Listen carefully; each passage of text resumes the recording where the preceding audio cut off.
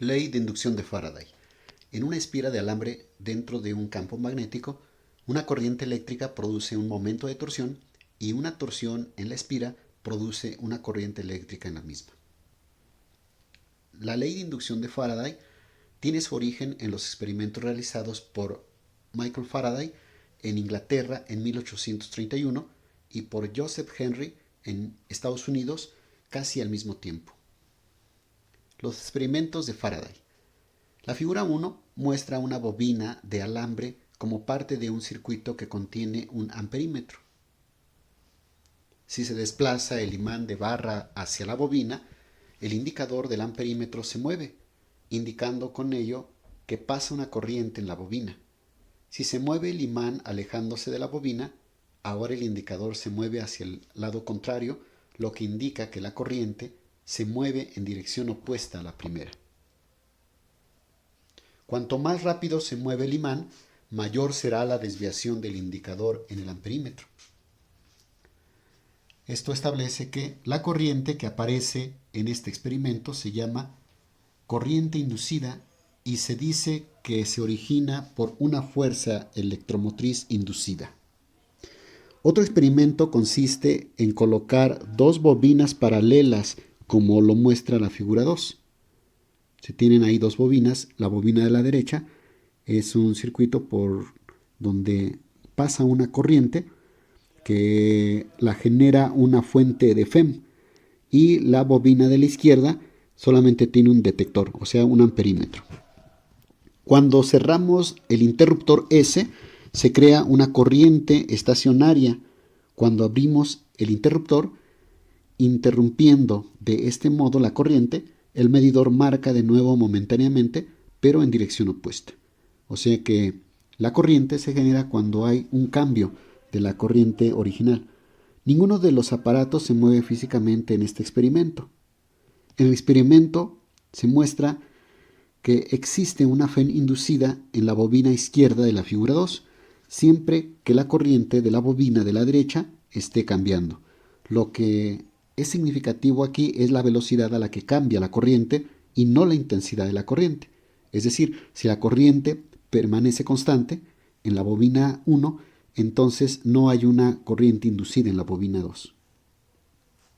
En los experimentos anteriores, si pensamos en términos de líneas de campo, podemos decir que la corriente inducida en la espira de la izquierda depende del cambio en el número de líneas que pasa a través de la espira, de acuerdo al concepto de Faraday.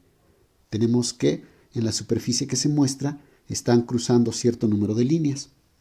A la medida hipotética del número de líneas de campo magnético que cruza una superficie se le llama flujo magnético y lo denotamos por phi sub b, y su expresión matemática es phi sub b igual a la integral de b punto dA. Si el campo magnético tiene una magnitud y dirección constantes en un área plana A, el flujo puede escribirse así: phi sub b igual a b por a por el coseno de teta. A coseno de teta nos representa el área efectiva por donde cruzan las líneas de campo, donde teta es el ángulo entre la normal y la superficie y la dirección del campo. La unidad de flujo magnético en el sistema internacional es el Tesla por metro cuadrado, al cual se le da el nombre de Weber, que se abrevia WB. Esto es, un Weber igual a un Tesla por metro cuadrado.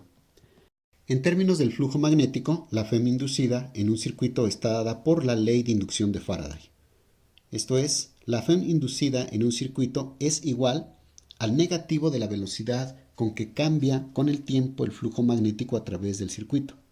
En términos matemáticos, la ley de Faraday es Chi igual a menos la derivada del flujo magnético con respecto a t, donde Chi es la FEM inducida. Si la bobina consta de n vueltas, entonces aparece una FEM inducida en cada vuelta, y la FEM inducida total en el circuito es la suma de los valores individuales, del mismo modo que en el caso de las baterías conectadas en serie. Si la bobina está tan apretada que puede considerarse que cada vuelta ocupa la misma región del espacio y por lo tanto experimenta el mismo cambio de flujo, Entonces la FEM inducida total es Xi igual a menos N por la derivada con respecto de T del flujo magnético. Formas en cómo hacer cambiar el flujo magnético a través de una espira. 1. Moviendo un imán con respecto a la espira, como se muestra en el experimento 1 de Faraday. 2. Variando la corriente en un circuito cercano, como se mostró en el segundo experimento de Faraday y que es la base para un transformador, como se indica en la figura de la derecha.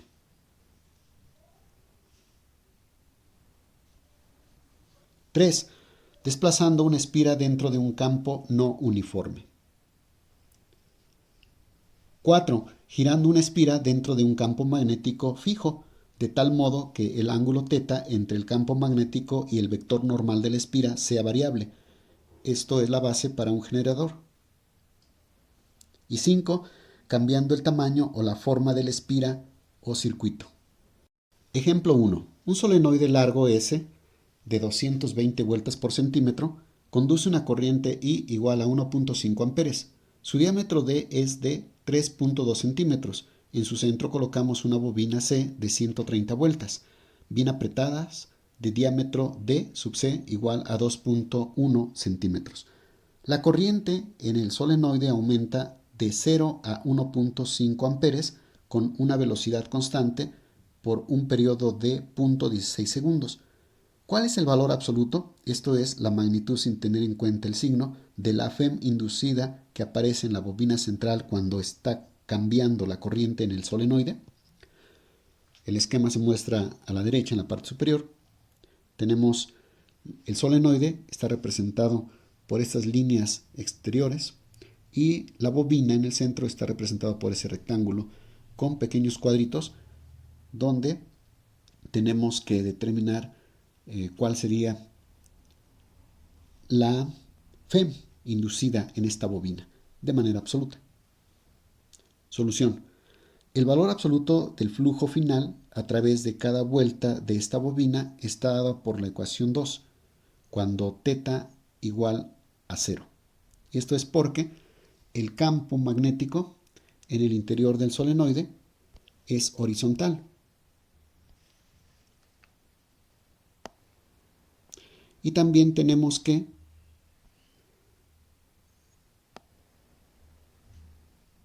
el vector área de cada una de las espiras es también horizontal. El ángulo que forma estos dos vectores es 0. Por lo tanto, el flujo magnético en cada una de las espiras de la bobina es igual a phi sub b igual a b por a.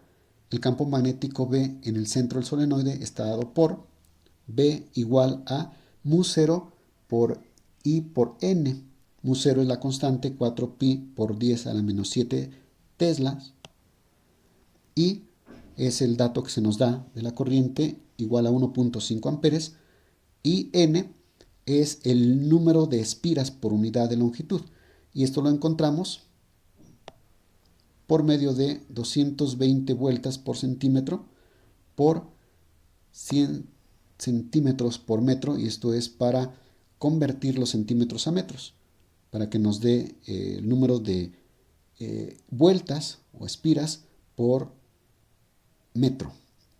Y esto nos da como resultado 4.15 por 10 a la menos 2 Tesla.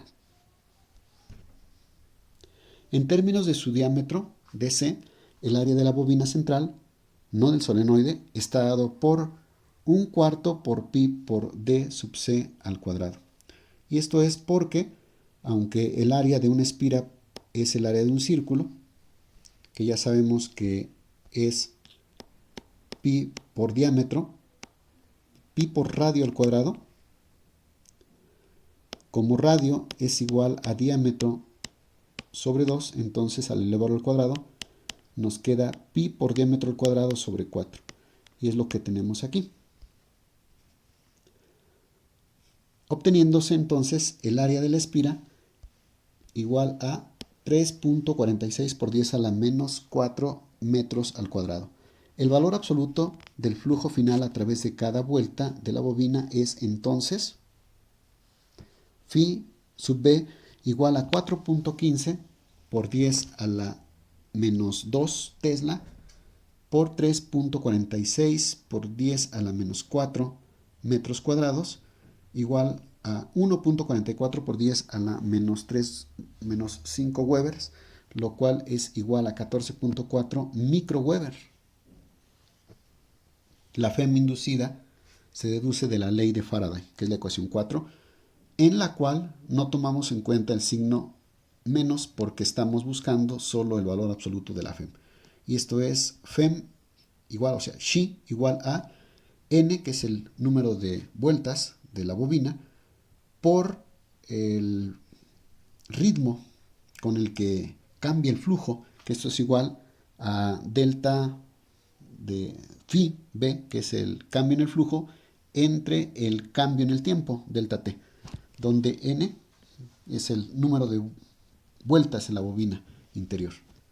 Y este cambio ocurre en 0.16 segundos. Entonces, haciendo operaciones, tenemos que Xi es igual a 1.2 por 10 a la menos 2 volt. Y esto es igual a 12 milivolt.